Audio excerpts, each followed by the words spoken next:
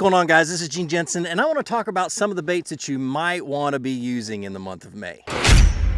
To start off with, I want to talk about what is going on in May and why are you going to want to fish some of these baits. So what's going on in May is spawn, not the bass spawn. Most of the country, or at least the bottom half of the country, the bass spawn is all but over with. You may have one more wave with this cool spring that we've had, but for the most part, the water temperatures are getting up into the 70s, and you really want to be looking for the shad spawn, the bluegill spawn on blueback herring lakes, the herring spawn, and the mayfly hatch.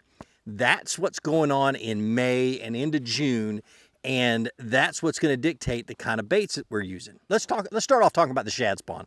So the shad spawn happens after the bass spawn, and I think it's great design. I mean, you can't get it any better. The bass spawn, they get really worn out. They need a lot of food, and then right after that, the shad start to spawn. And what the shad spawn is the shad get up really shallow, and they look for hard things to lay their eggs on, be it limbs hanging in the water, seawalls, boat docks, floating boat docks. Good gosh. And what else? Pontoons, anything hard, rock walls, and that kind of stuff. I'm going to link a video right up here to everything that I've made about these specific subjects.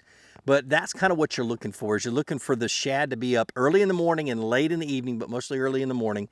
They're basically just making a mess up in the shallows, and that's when you want to get out on the water and fish some of these baits. Now, the next thing I want to focus on, and perhaps my favorite thing to focus on, is the bluegill spawn. Now, the biggest reason is I catch the biggest fish around bluegill beds this time of the year. In May into June, the bluegill and the sunfish are going to be up spawning, and the bass get in there and they just gorge themselves. Now, what I call it a lot of times, I call it smell fishing. I'll pull into a pocket on the lake, and I'll just start cruising the pocket real fast.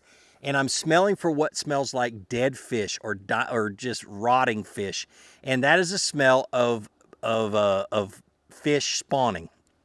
And then all I do is, if I can smell it, I grab a few baits and I go out and I just start working that whole entire pocket and flipping to cover, any kind of cover that's anywhere in that pocket. I don't particularly look for the bluegill beds. I'll end up finding them just because of the way I fish. And I know you'll be able to find them pretty easy, but I'm looking for just cover in that pocket.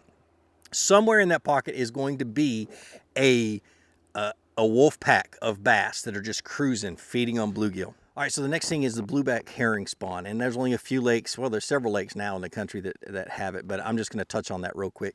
The biggest thing to look for is shallow points on the main lake, or blow-throughs, which is a area between an island and the mainland that's real shallow, and the wind is pushing water through, and it pushes the bait through. But I love to look for those long, shallow points, and you just pull up on them hard, throw in a topwater bait, and just whacking them. And I'll talk a little bit about that, but I've got a couple of really good videos about all of that. And then the last thing is the mayfly hatch. So the way I always figure out there's a mayfly hatch is I start looking for the exoskeleton that's on the surface. You'll see a lot of it just floating around in the morning. Then I head to the bank and look for overhanging trees, and I'm going to throw a popper or a Wacky Rig around that. And my biggest trick is I'll take an old jig and I'll cut the hook off, just the hook. And I'll take that jig and throw it up into the tree, and I'll shake the tree and get those mayflies to fall out into the water. And it excites the bluegill, and the bass are in the area, and they're feeding on the bluegill, and it's just a good old time. It's a blast. So, all right, so let's talk about the bait specifically and what rods I'm going to be using. So the first one I'm going to talk about is some type of a topwater bait, a hard topwater bait.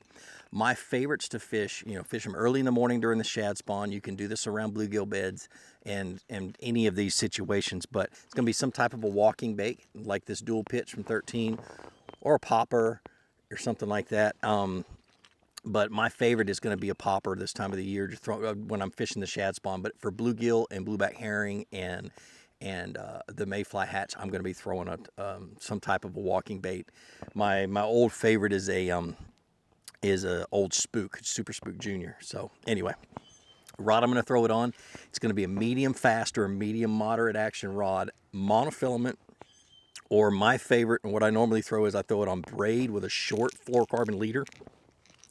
When I say short, 12 inches, 18 inches, and that's mainly just to keep the braid from getting wrapped around the treble hooks on walking baits. That'll happen a lot if you don't tie a small little leader on there.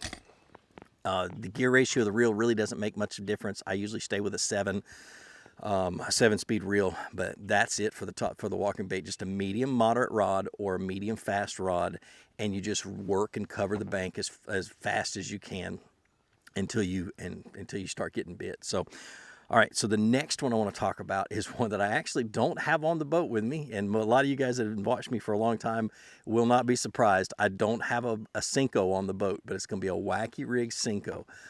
Next month I'll have them on the boat, but I typically don't like fishing a Wacky Rig. But so the Wacky Rig Senko, I'll leave a video up here that I made last year all about it. But what you're doing is mainly for the bluegill spawn. I'm going around those pockets when I find the bluegill spawning in them, and I'm pitching that Senko, that green pumpkin Senko with a tail dipped in JJ's, yellow chartreuse JJ's Magic. I'm flipping it around and letting it sink down around cover and around boat docks and let it hit all the way to the bottom and then reel it back in. And you will catch more fish doing that than just about anything else. So just wacky rig it and start flipping cover with it. Now the rod I'm going to fish it on is typically going to be some type of a spinning rod, a medium power or medium action spinning rod. Length really doesn't make any difference. I like a shorter one because it's a little bit more accurate. Then I'm going to have the main line's going to be a braided 20-pound braid, and I'm going to have a fluorocarbon leader, and I typically run that one about 8 or 9 feet long. 6, 8, 10 pound test fluorocarbon, usually 8 or 10. And dude, it's an absolute blast. I wish I had all my stuff with me for a Wacky Rig, but I don't know why I left it at home. Anyway, right, so the next one, and I think I did this one last month too, I can't remember, but the next one's going to be a Shaky Head. And again, I love it around, if I get it, hold on to it, I love it around bluegill beds and around when the mayfly are hatching and that kind of stuff. But another trick to that is if you get into a shad spawn and the sun already hits the water, grab a black trickworm, put it on a Shaky Head and flip it around the same areas, and you'll be amazed how many more fish you can pick up with a black trickworm. I don't know why. I don't have an answer to the why.